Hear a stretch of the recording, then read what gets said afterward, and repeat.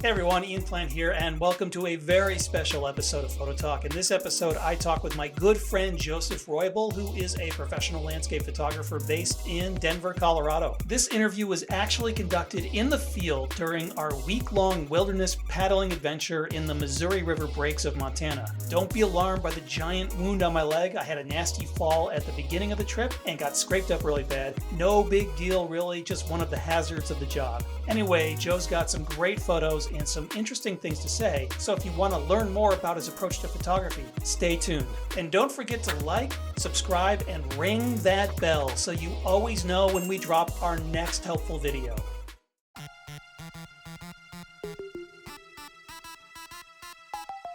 Hey everyone, I am professional photographer Ian Plant, and I travel the world looking for the most amazing places and subjects to capture with my camera. And I have the privilege of working with some of the best photographers on the planet, both established pros and up-and-comers who will be the next voice in photography. And today, I have a special in-the-field episode of Photo Talk. I'm currently canoeing the Upper Missouri River in Montana, a multi-day wilderness float trip, and I'm joined by my very good friend, a very talented photographer, Joseph Roybal. Welcome to Photo Talk. Thanks, Ian. This has been such a fun trip. It has been one of those where we varied from all the different weather patterns, cold, hot, windy, buggy, rainy, just seeing some amazing sights. This has been a really fun trip. Yeah, it's been pretty awesome. Just so everyone knows, right now we're in a backcountry cabin. We're at one of the campsites along the river, and they've got these nice little shelters, and that's where we're filming right now in the middle of the day. We came here last night, and we scouted a location that we really liked, but we didn't get the shot that we wanted. We were planning on spending one night here, and then sunrise didn't work out for us either. So we decided to stay an extra day here and get another bite at the apple and shoot this at sunset and sunrise again before moving on. But the days are very long, so we've got a lot of downtime, and we're trying to be as productive as possible. So, Joe, why don't you tell everyone a little bit about yourself, where you're based, and how you got into photography? Yeah, well, so for everyone out there that doesn't know who I am, my name is Joseph Roybal. I'm a professional landscape photographer based out of Denver, Colorado. I met Ian several years ago up in the Dallas Divide area, and we just kind of hit it off and kept in contact, and that circles us back here about 7-8 years later to doing this trip right now. So I travel the world as well, similarly to Ian. Patagonia, Iceland, all over, just really looking for amazing dramatic light. And that's pretty much... Well, that was illuminating. Perhaps you could tell us a little bit about how you got into photography. So years ago, I've always loved photography, as many of us do. And I just started taking photographs while living overseas in Europe. Got into the travel side of things, and then ultimately started wanting to do more of the landscape work once I moved back to the States, especially living in Colorado. Mm-hmm. And just ended up finding a good friend of mine whose work I really liked, did a workshop with him to learn some more, and that's kind of now. All right. Leads me forward. I love being outside though too. So ultimately being outdoors, swatting off the bugs, the gnats, the injuries. Oh yeah. In case anyone's wondering, it looks like maybe a bear mauled me. But what happened is a few days ago, like right before we decided to go on the float, I literally just tripped over my own right foot and fell and scraped up my leg really bad. It looks worse than it really is because I put this sort of liquid bandage on it, and the liquid bandage is now breaking apart, and it looks like my leg is all dirty, but it's just the liquid bandage doing its thing. So my leg is finally healing quite nicely. But it's a nice looking scar, and it's a good story. I'm going to tell people that I rescued a puppy from an angry grizzly bear. There you go. Yeah, something like works, that. Something like that. And so the ability to tell tall tales, to tell stories is so important to photography in a way, if you think about it. What we're doing is we're going to these incredible locations and we're trying to tell the story of the landscape. Right. So when you are out in the field, what is it that you're thinking about? How is it that you approach this challenge of telling the story of the landscape? Do you have a method? What is telling the story of the landscape to you? So like this, when I'm out, anywhere I'm at, I often think about, like Ian and I were discussing yesterday or the day before, they all blur together.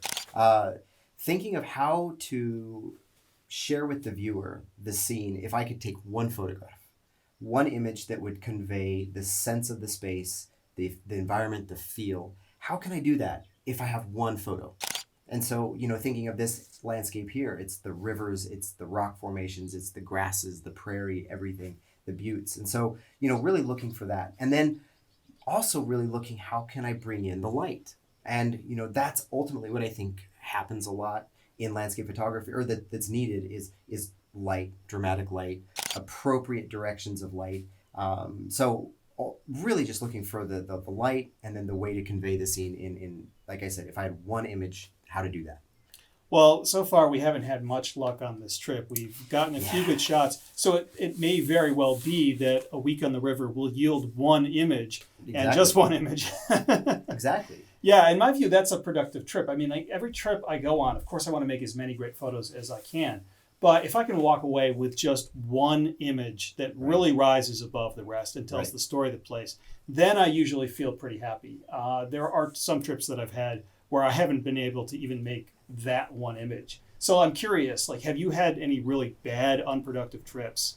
And has there ever been like a situation where you've just been out there for 2 weeks, banging your head against the wall, not really able to make the photos that you want? There was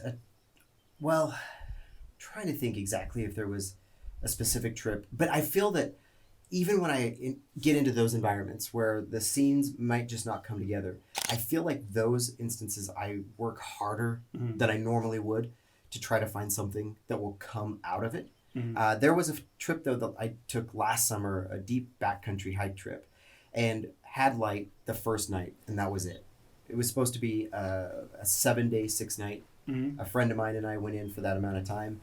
We had light one night, and I ended up getting a good shot that one evening, but the rest of the trip was nothing. And so I pretty much had to just live with that one trip.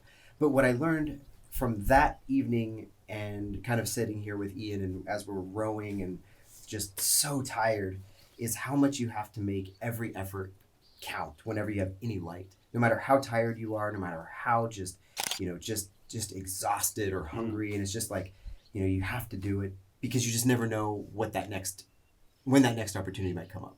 So to say, I'm trying to think of an instance when I got completely smoked, and I'm sure I have, but I've always worked just really hard to try to keep that from happening as much as possible, and just getting really creative when that happens, if just blue sky, how to work with it. Yeah. I've had some challenging trips. I remember going to Venezuela for 2 weeks and walking away with literally one photo that I actually liked. Yeah. And it can be really, really tough. And there's been some other trips. I remember going to Norway, and I spent 2 weeks there, and it pretty much rained every day. But I just kept working at it, trying to persevere, just trying to be there in position. And it's tough when you've hiked up the same mountain 5 days in a row and you've just been rained on each time. It's tough to like force yourself to hike up the 6th time. But it's, if you keep working at it, eventually you'll get the conditions that you want, even when things are pretty bad. But it can be very, very challenging. And, these summer shoots, like right now, it's getting near the summer solstice. The days are incredibly long. We're only getting a few hours of sleep every night, and we're trying to sleep when we can during the day. But if it's sunny out and we're inside the tents, it just, it bakes like an oven in there. It's nuclear. Yeah. And so it's been really difficult. And like, for example, this morning we got up early, looked out, it was completely cloudy. And so we started bargaining with ourselves. Like, oh, do we get up? Like, no, it doesn't look like it's going to be good. And you got to fight through that because as it turns out, there was some color in the sky for a while. We didn't get any shots. It didn't work out for us. But if we hadn't gotten up, we wouldn't have even been in a position to fail. Right. We would have just missed it. Right. Yeah, the light just didn't come all the way across the scene, but it was a beautiful sunrise. So how do you discipline yourself to when you're in conditions that are really unrelentingly difficult and you're not getting much sleep? Just not kind of like what you said, and I've always gone with the whole approach of you have to commit. Mm-hmm. You know, you're in the field, you're here for a purpose, you're here for a reason. And, you know, there are times when you do have to make a sacrifice here or there if you're just really tired. But at the end of the day, most times it's just like, hey, if the sky looks like what it looks like, you just go. Like, it's just go, you never know what's going to happen. Mm-hmm. It could be completely overcast, socked in, raining, and right before sunrise, a rainbow will pop out because the horizon breaks, Mm-hmm. and you get color, and you just never know unless you go. Yeah. And so I always, I figure that, like, I try to look at this and I remind myself, it's not that I have to go and do another photo shoot in the morning. It's that I get the opportunity to. Mm-hmm. I get that privilege to be out here, to be able to do this, and yeah, I just really kind of have that opportunity to go shoot again. So it's really just keeping the discipline of trying to sleep then when we come back to camp. Yeah. Like we've been doing. And sleep when we can, eat when we can. Yeah, and I mean, sometimes I try to be strategic about it. You know, like if there's a morning that just doesn't look promising, I'll maybe use that opportunity to catch up on the sleep that I'm missing. But it's tough because sometimes you make the wrong decision and you regret it. And it's hard burning the candle at both ends. It is. And like you said, so we're having, sunset here is 9:30 at night, and then sunrise is 5:30 in the morning. Considering that we're hiking, it's by the time we get to bed, it's 11 p.m., 11:30 each evening, just by the time we come back. So yeah, burning the candle, so it can be tough. Yeah, you go to bed at 11, you're up at 4, we're sleeping in tents, which is not very comfortable. So you're not really getting a good 5 hours solid sleep. It's a lot of waking up when when the raccoons are raiding your food box. And yes. You get sniffing, you get that, you're in your ear, in the middle of the night, and then trying to remind yourself, hey, it's only a raccoon. Right. But still.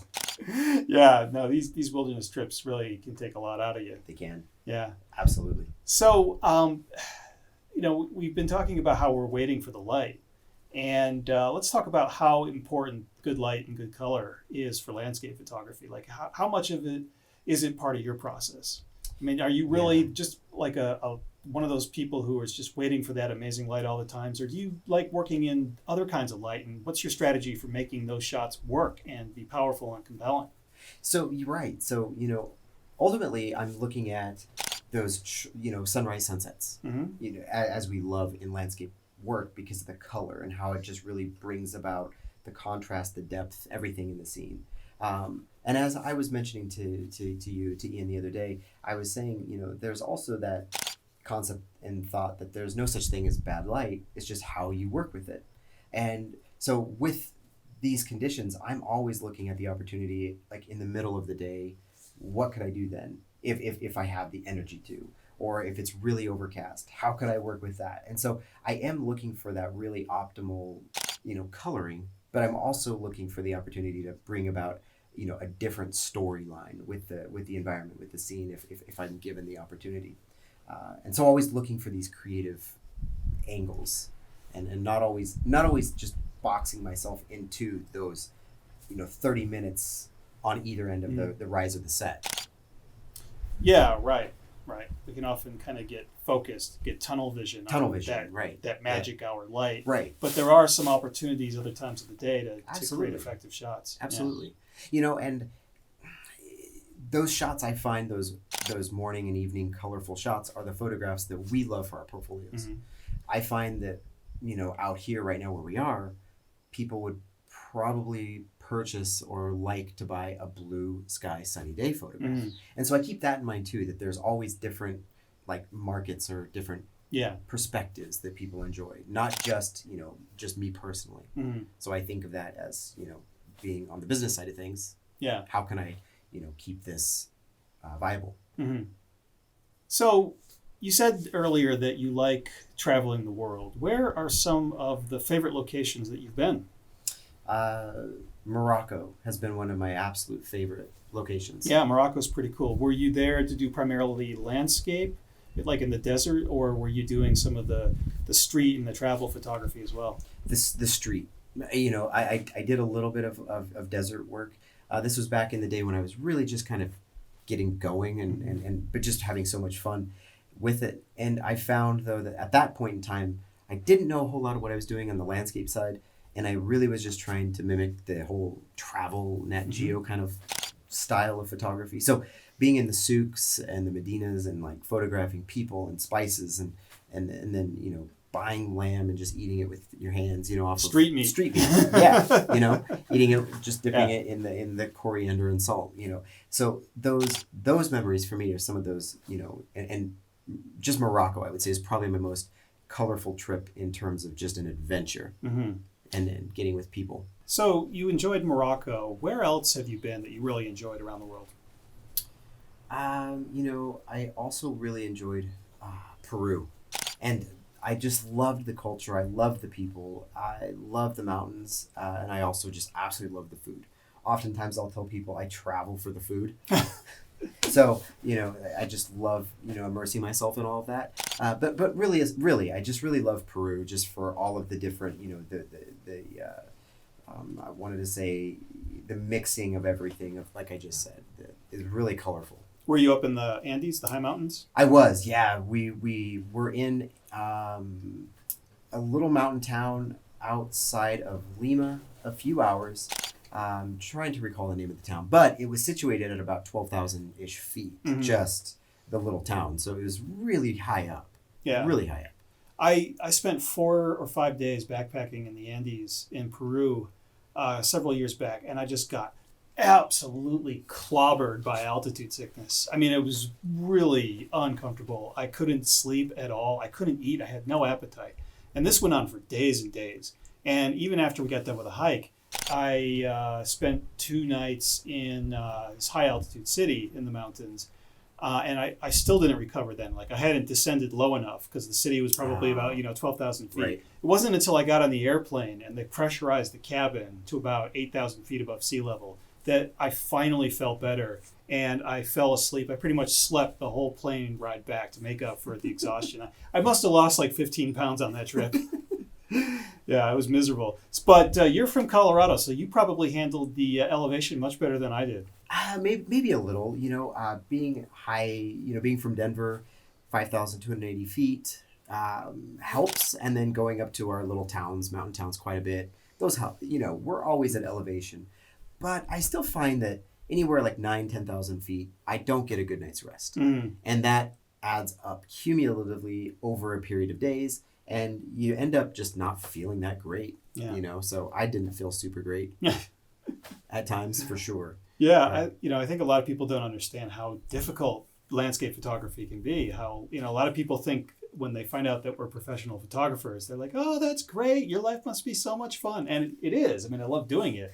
But it's really hard work, like you're never getting sleep. You're getting bitten by bugs. You're getting rained on or snowed on. You're getting your legs all scraped up when you fall. Man. It's I come back from a trip and, people think it's a vacation. That's like, no, I have to come back home and take a vacation from my vacation. That's how rough it is. Yep. Burrowing into the cave and doing, nothing but. Yeah. For a couple days. Binge watching all the shows that you missed while you were gone. I remember, reconnected with Ian while out of Oregon. And he made that comment that he's like, after a period of time in the field or event, I have to go back and just binge watch Netflix. I remember him saying that. Yeah. I come home and tell my wife, for the next few days, we're going to Netflix and chill. And I mean that literally. We're going to Netflix and just chill. I know the younger, that's code in the younger generation for something else. Yeah.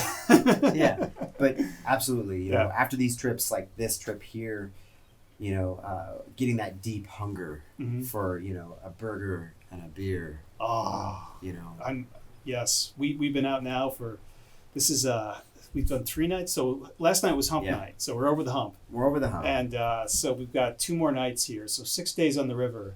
And then we get off. And we're thinking about maybe just turning around and renting canoes and going back down the river for a few more days after this. Because now we're discovering all the cool spots. We're not quite getting the light that we want. And unfortunately, we can't just turn around because the current on the river is so strong that trying to go upstream is rather difficult. I mean, I think it's been taking us downstream at about 5 or 6 miles per hour. It's cruising. Yeah. It's really and then like today there's a ton of wind coming, and it seems to be coming from the west, which the river it kind of seems to wrap in that direction as it goes.